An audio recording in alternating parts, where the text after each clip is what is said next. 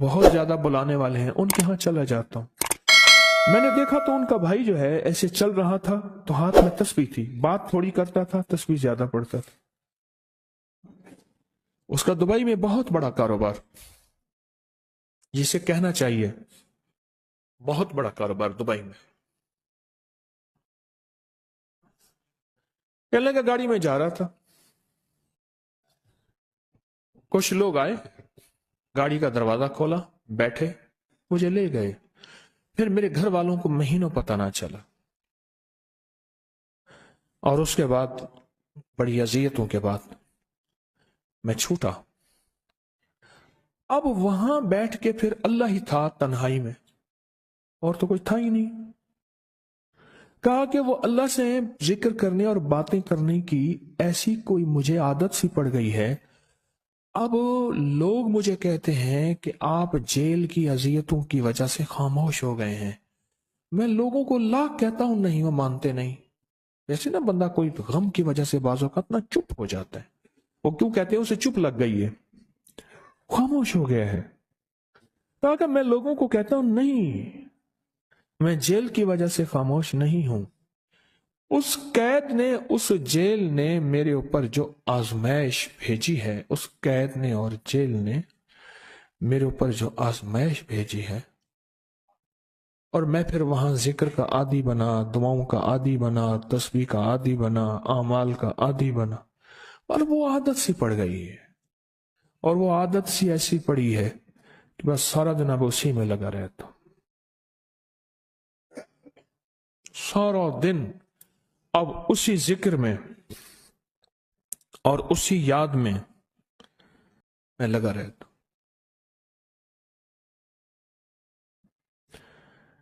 کہیں ایسا نہ ہو ہم بھی اگر ذکر سے غافل ہوئے، تسبیح سے غافل ہوئے، کوئی خدا نہ خواستہ ایسی آزمائش آ جائے، اور پھر ہم ذکر اور تسبیح اور اعمال کے عادی بن جائیں، اللہ سے عافیت مانگے۔ اور اگر ہماری زبانوں پہ تسبیح ذکر آ گیا ہے عافیت کے دنوں میں، تو سمجھ لیں یہ اس کی عطا ہے، یہ اس کی نعمت ہے، یہ اس کی کریمی ہے، یہ اس کا فضل ہے۔ اس نے بہت بڑی آزمائش سے پہلے ہمارے اوپر اتنا کرم کر دیا، اس کا بہت بڑا کرم ہے۔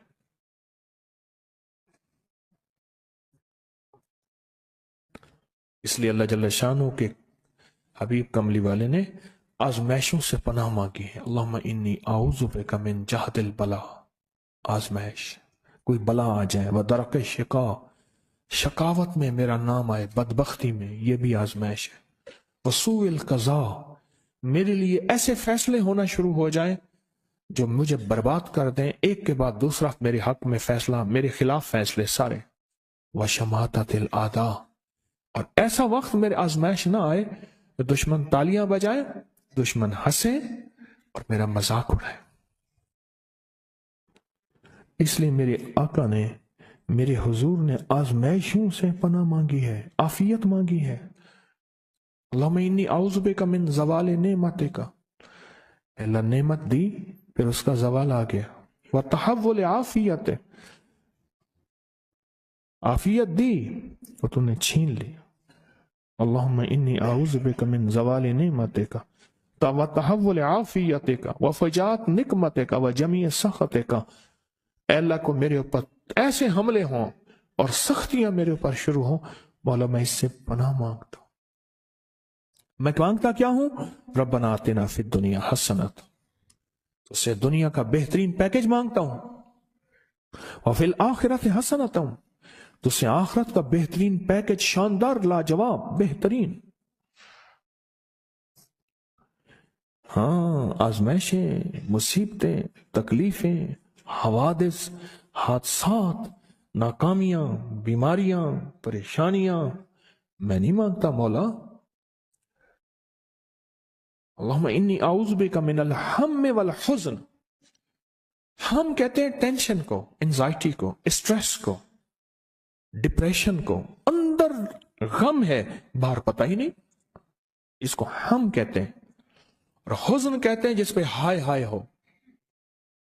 اے اللہ میں تجھ سے اندر کا دکھ جو مجھے دیمک کی طرح کھائے، اور باہر کا دکھ جو مجھے تڑپائے، اندر کا دکھ کھائے اور باہر کا دکھ تڑپائے، اے اللہ میں اس سے پناہ مانگتا ہوں۔ ہم والحزن، عجز والکسل، ایسا کہ میں عاجز ہو جاؤں یا میرے پر سستی غالب ہو جائے۔ کتنے لوگ ایسے ہیں ان کے اوپر سستی غالب ہے، بہت بڑی مصیبت ہے زندگی کی۔ میری آقا کملی والے نے اس سے پناہ مانگی، اللہ کے حبیب میرے آقا نے آزمائشوں سے پناہ مانگی۔ اللہم انی اعوذ بک من الفقر والکفر، اے میرا مولا مجھے کفر سے اور فقر سے بچا۔ فقر ایسا، غربت ایسی آئے کہ میرے ذہن میں ہر وقت لوگوں کی جیبوں پہ نظر ہو، ہر وقت لوگوں کی جیبوں پہ نظر ہو۔ یہ دو وقت میں ہوتا ہے، ذہن نشین رکھیے گا۔ اس فقیر کا تجربہ ہے، ایک جب طمع بڑھ جاتا ہے، لالچ بڑھ جاتی ہے، اس وقت لوگوں کی جیبوں پہ نظر ہوتی ہے۔ جب فقر بڑھ جاتا ہے، غربت اور تنگ دستی اور فقیری بڑھ جاتی ہے، پھر لوگوں کی جیبوں پہ نظر اس کی ہوتی ہے اور اللہ کے خزانوں پہ نظر نہیں ہوتی یا کم ہوتی۔ اے میرا مولا مجھے فقر سے بچا اور کفر سے بچا، کہ ایسا وقت نہ آئے میں اپنا دین بیچ بیٹھوں، اپنا ایمان بیچ بیٹھوں۔ ہمارے ایک مخلص تھے عبد الوحید سلیمانی صاحب رحمۃ اللہ علیہ، کہنے لگے انارکلی میں میرا ایک دوست تھا، تو میں اس دوست کے ساتھ زندگی گزری، پنجاب یونیورسٹی میں اکٹھے پڑھتے تھے، تو پھر پتہ چلا کہ وہ بہت مالدار ہو گیا۔ اسلام آباد کے ایک بہت بڑے سیکٹر میں گیا تو اس کا گھر دیکھا، گاڑیاں، بڑا گھر، اور یہاں اس کے پاس ایک پرانی سی پتلون ہوتی تھی اور غربت ہوتی تھی، اور انارکلی کے کسی اوپر چبارے کے کسی کمرہ لیا ہوا تھا۔ تو میں نے اس کا نام لے کے پوچھا یہ کیا؟ اس نے ایسے سینے پہ ہاتھ رکھ کے کہا بس یہی بیچا ہے، اب باقی سب ٹھیک ہے، سینے پہ ایمان بیچا ہے، سب کچھ مل گیا۔ اللہ میرے پر وہ وقت نہ لا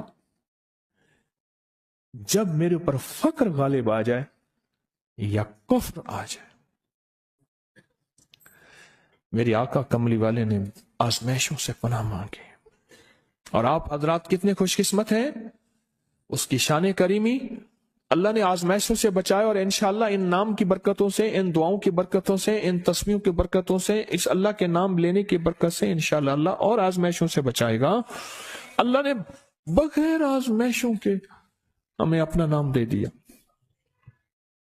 اپنے نام کی تسبیح دے دی، اپنا ذکر دے دیا، اپنی یادیں دے دی۔ کسی جگہ منہ سے اللہ نکل جاتا ہے، کہیں رحمان نکل جاتا ہے، کہیں بسم اللہ نکل جاتا ہے۔ ابو عبداللہ مغربی فرماتے ہیں میں نے رسول اللہ صلی اللہ علیہ وسلم کو خواب میں دیکھا، عرض کیا مجھے اللہ سے ایک حاجت ہے، کس وسیلے سے دعا مانگوں؟ عرض کیا مجھے اللہ سے ایک حاجت ہے، کس وسیلے سے دعا مانگوں؟ کوئی عمل بتا دیں، کوئی وسیلہ بتا دیں آقا۔ میں نے حضور سے خواب میں سوال کیا تو آپ نے ارشاد فرمایا جس کو بھی اللہ سے کوئی حاجت ہو اسے چاہیے وہ سجدے کرے، یعنی 2 رکعت ادا کرے اور سجدے کی ہر رکعت میں 40 مرتبہ آیت کریمہ پڑھے، جو میں عمل میں بتایا کرتا ہوں، لا الہ الا انت سبحانک انی کنت من الظالمین۔ جب بھی کوئی مشکل ہو، الجھن ہو، پریشانی ہو، کوئی تکلیف ہو، کوئی مسئلہ ہو، تو میرے حضور نے فرمایا کہ تو ایسا کر، تو ایسا کر، تو کیا کر، تو نفل پڑھ، ہر رکعت میں سبحان ربی الاعلیٰ کے بعد 40 مرتبہ آیت کریمہ پڑھ، اور پڑھ ایسے ڈوب ڈوب کے، مانگ مانگ کے، گڑ گڑا کے، بھکاری محتاج سائل اور منگتا بن کے پڑھ۔ اور حدیث میں آیا کہ کوئی مصیبت زدہ اس کو نہیں پڑھتا جس کی مصیبت دور نہیں ہوتی۔ آیت کریمہ کو فرمایا کوئی مصیبت زدہ اگر پڑھ لے اس کی مصیبت دور ہوتی ہے۔ اور ایک اور حدیث میں ہے کہ کبھی ایسا نہیں ہوا کہ کسی مسلمان آدمی نے کسی چیز کے لیے اسے پڑھا ہو اور اس کی دعا قبول نہ ہوئی ہو، اور اس کو ترمذی اور نسائی نے روایت کیا ہے۔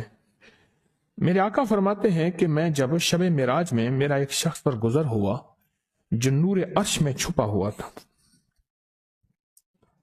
عرش کے نور میں اتنا ڈوبا ہوا تھا، خود چھپا ہوا تھا عرش کے نور میں۔ میں نے پوچھا یہ کون ہے، یا کوئی فرشتہ ہے؟ فرمایا نہیں۔ میں نے کہا تو پھر یہ کون ہے؟ فرمایا ایک انسان ہے، جب دنیا میں تھا تو یاد خدا اسے اس کی زبان پر تر و تازہ رہتی تھی، اس کا دل مسجد میں لگا رہتا تھا، آج اللہ کے حضور یہ نور عرش کے نور میں اتنا ڈوبا ہے کہ خود چھپ گیا۔ دو چیزوں کی وجہ سے، ایک، اس کی زبان ہر وقت اللہ کی یاد سے تر و تازہ رہتی تھی۔ جو دم غافل سو دم کافر، میں نے مرشد سبق پڑھایا ہو۔ حضور کہتے ہیں میں مرشد کے پاس گیا، میں نے کہا حضرت کو نصیحت فرما دیں۔ فرمایا میری نصیحت یہی ہے، جس دم غافل ہوگا سمجھ لے وہ دم تیرا کافر ہے، اور کافر کے معنی اصل ہیں انکار کے، وہ تیرا دم اللہ کے ساتھ جڑا ہوا نہیں ہے۔ اور میں ذکر کرنے والوں کی مثال زندہ کی ہے اور ذکر نہ کرنے والوں کی مثال مردہ کی ہے۔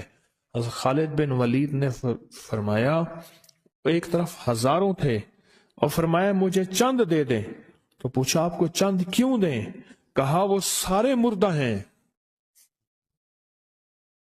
وہ کلمہ پڑھنے والے نہیں تھے، وہ سارے مردہ ہیں، مجھے چند کلمہ پڑھنے والے دے دیں، یہ سارے زندہ ہیں اور یہ غالب آئیں گے۔ اور یہی ہوا، اور یہ کلمہ پڑھنے والے غالب آ گئے۔